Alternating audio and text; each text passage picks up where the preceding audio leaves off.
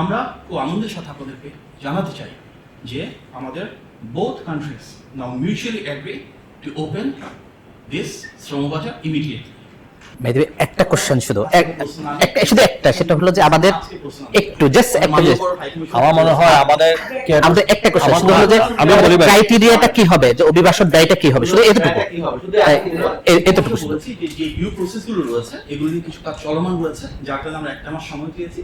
আমাদের ইনশাআল্লাহ সেই কর্মকাণ্ড যখন শেষ হবে আমরা আপনাদেরকে আপডেট জানাবো। এবং মালয়েশিয়া গভর্নমেন্টের পক্ষ থেকে আমরা একটা তথ্য পেয়েছি যে নির্দিষ্ট সংখ্যক লাইসেন্স এখানে নির্ধারণ করা হয়েছে, সেইটা লাইসেন্সটা কত, সংখ্যাটা কত, এগুলো নিয়ে ওনারা এখন কাজ করছে, পরিসরটা কত, ওনারা কাজ শেষ করে তারপর এবং আমরা তাহলে কি বোয়েসেলটাই আমাদের ওয়ান স্টপ সার্ভিস হিসেবে আমরা ধরে নেব যে গভর্নমেন্ট টু গভর্নমেন্ট যে নতুন লোকগুলো আসবে? আরে ভাই, আমরা তো বলছি আমাদের প্রসেসটা আপনারা জানবেন। আমরা বয়সাল মানে তো সরকারের পক্ষ থেকে আসতেছে, অতএব নেক্সট ডে আপনাদেরকে আপডেট। তাহলে কি জিরো কস্টের আরবি এর কাজগুলো আসবে কিনা, এটা শুধু এতটুকু আমাদেরকে একটু ক্লিয়ার করা। আমাদের যে রিলেটেড প্রসেসগুলো আছে সংশোধন হচ্ছে না, তো সেই হিসাবে কিন্তু আগের মতোই কিন্তু বাজার আমাদের এমইউ যে এক্সপায়ারি ডেট সেটা হচ্ছে ডিসেম্বরের পর। আর স্বাভাবিকভাবেই এটা তো বিচ্ছিন্নভাবে আমরা সরকার করতে পারবো না, এটা পূর্ববর্তী সরকারের ধারাবাহিকতা। সেই ধারাবাহিকতা যে টার্মস এন্ড কন্ডিশনস আছে তার আলোকে আমরা বাংলাদেশের স্বার্থকে প্রাধান্য দিয়ে জনশক্তি রপ্তানির জন্য যতটা সহজতর করা যায় এবং কিভাবে সেটাকে শ্রমবান্ধব করা যায় সেটা নিয়ে কাজ করছি। যে ডিউ প্রসেসগুলো রয়েছে এগুলো মালয়েশিয়ান সাইড থেকে সামনে অবহিত করা হবে। আমাদের এন্ডে যেগুলো করা রয়েছে আমরা চেষ্টা করছি যতটা সম্ভব সাম্য এবং ন্যায্যতা নিশ্চিত। অগাস্টের শেষে যে লোকগুলো আসবে সেটা কি আগের লোকগুলো আসবে না নতুন লোক আসবে? এটা আমরা নতুন লোক পাঠানোর জন্য সর্বোচ্চ অগ্রাধিকার কাজ করছি। ওকে, থ্যাংক ইউ।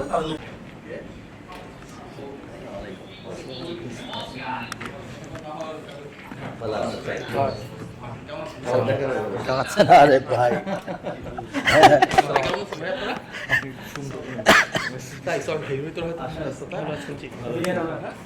আবারও দেখা হলো, আলহামদুলিল্লাহ তৃতীয়গুলো দেখা করতে চাই। ফ্রি টাইম দেখা হলো। আপনারা এখানে অবগত রয়েছেন যে আমরা গত 2 দিন ধরে এখানে অবস্থান করছি। বাংলাদেশের মাননীয় শ্রম কর্মসংস্থান মন্ত্রী, যিনি প্রবাসী কল্যাণ এবং বৈদেশিক কর্মসংস্থান মন্ত্রণালয়ের দায়িত্বে রয়েছেন, মিস্টার আরিফুল হক চৌধুরী, এবং আমি এসেছিলাম। আপনাদের সাথে আজকে এখানে মিলিত হতে পেরে খুবই ভালো লাগছে এবং আপনাদের মাধ্যমে যে বিপুল সংখ্যক প্রবাসী বাংলাদেশি মালয়েশিয়ায় বসবাস করছেন আমরা সবাইকে শুভেচ্ছা জানাই, আন্তরিক ভালোবাসা জানাই। আপনারা জানেন যে মালয়েশিয়ার অতি গুরুত্বপূর্ণ এই শ্রম বাজার বিগত বেশ কয়েক বছর ধরে বন্ধ রয়েছে, যেটি ফ্যাসিবাদের সময় বিভিন্ন অনৈতিক কর্মকাণ্ড ইররেগুলারিটিস ছিল, তার কারণে বন্ধ হয়ে গিয়েছিল। পরবর্তীতে অন্তর্বর্তী সরকার দায়িত্বে আসার পর ওনারা চেষ্টা করেছেন, বাট এই মার্কেটটা এখন পর্যন্ত ক্লোজ রয়েছে। আমরা নির্বাচিত সরকার দায়িত্ব গ্রহণের পর মাননীয় মন্ত্রী মহোদয়ের নেতৃত্বে ইতিপূর্বে আমরা এখানে এসেছিলাম এবং এখানকার হিউম্যান রিসোর্স মিনিস্টার এবং ওনার মন্ত্রণালয়ের গুরুত্বপূর্ণ ব্যক্তিবর্গ সহ সব স্টেক হোল্ডারদের সাথে আজ থেকে প্রায় 3 মাস আগে আমরা বেশ কয়েকটি গুরুত্বপূর্ণ মিটিং করেছিলাম।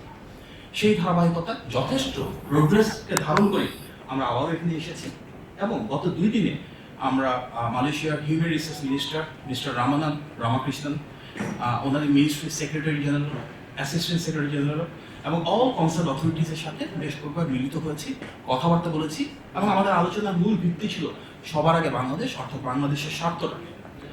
আমরা খুব আনন্দের সাথে আপনাদেরকে জানাতে চাই যে আমাদের both countries now mutually agree to open this শ্রমবাজার immediately, এবং আমরা ডিউ প্রসেস ফলো করে যত দ্রুত সম্ভব এই শ্রমবাজার উন্মুক্ত করবার মাধ্যমে বাংলাদেশের যে বিপুল জনশক্তি রয়েছে ওনাদের জন্য মালয়েশিয়া এ দ্বার উন্মুক্ত করতে চাচ্ছি। মাননীয় মন্ত্রী মহোদয় মালয়েশিয়ার হিউম্যান রিসোর্স মিনিস্টারের সাথে কথা বলেছেন এবং আমরা ঐকমত্য পোষণ করেছি যে সব সেক্টর এবং সাব সেক্টরে বাংলাদেশের শ্রমিকরা এখানে আসার সুযোগ পাবে। আমরা বাস্তবিকভাবে একটা লক্ষ্যমাত্রা স্থির করেছি যে অগাস্ট মাসের শেষ সপ্তাহ নাগাদ ইনশাল্লাহ মালয়েশিয়া বাংলাদেশের শ্রমিকরা আসা শুরু করবেন। এই ফার্স্ট ব্যাচটা অর্থাৎ ফার্স্ট যারা আসবেন সেখানে আমরা স্বাভাবিকভাবে রাষ্ট্রায়ত্ত প্রতিষ্ঠান হিসেবে বোয়েসেলকে প্রাধান্য দিচ্ছি। আমরা অনুরোধ করেছি মালয়েশিয়াকে যে বোয়েসেলের মাধ্যমে যেন প্রথমে বাংলাদেশে আসেন এবং অবশ্যই আমাদের একটা প্রায়োরিটি থাকবে যেখানে আমরা এফিসিয়েন্সি করতে পারি, কস্ট কাটিং করতে পারি, একটা স্বচ্ছ প্রক্রিয়ার মাধ্যমে যেন আমাদের যে বিপুল জনশক্তি রয়েছেন তারা বাংলাদেশে এসে কাজের সুবিধাটুকু পান। আপনারা জানেন ইতিমধ্যে যে অন্তর্বর্তী সরকারের সময় 423টি রিক্রুটমেন্ট এজেন্সির তালিকা মালয়েশিয়া সরকারের কাছে পাঠানো হয়েছিল।